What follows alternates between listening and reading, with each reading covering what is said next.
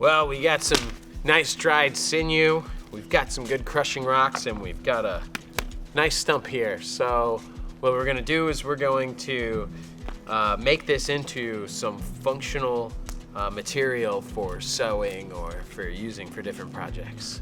So all we need to do is take this nice dried piece of tendon and we need to start crushing it.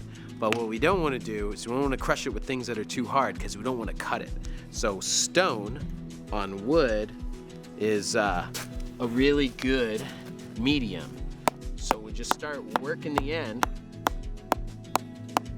and as you can see, it just starts opening up a little bit.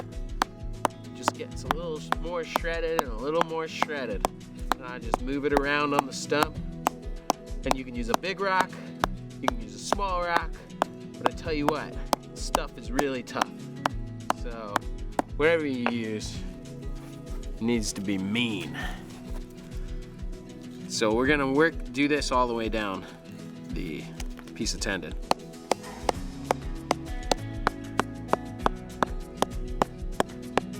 All right, now that we got the crushed up tendon, what we gotta do is just start to split it into its nice strands.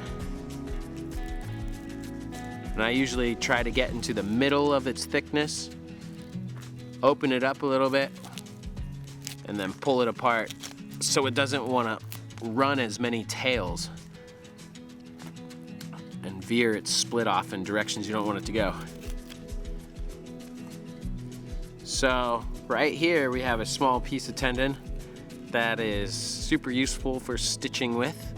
You can break it down even finer, and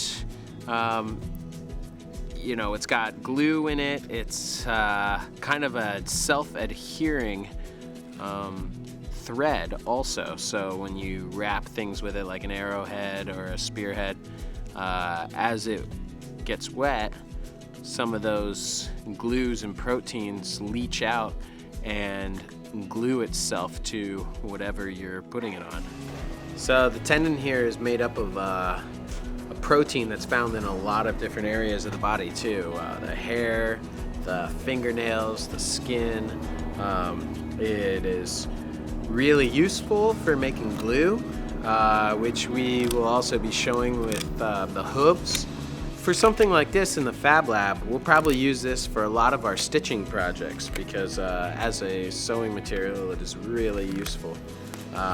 Holds up a really long time, much stronger than cotton thread, and also a traditional material that we will harvest using subsistence practices. One cool advantage with using this tendon is we get the blend of being able to use the traditional materials that has history in the culture, along with the STEM projects that we are accomplishing.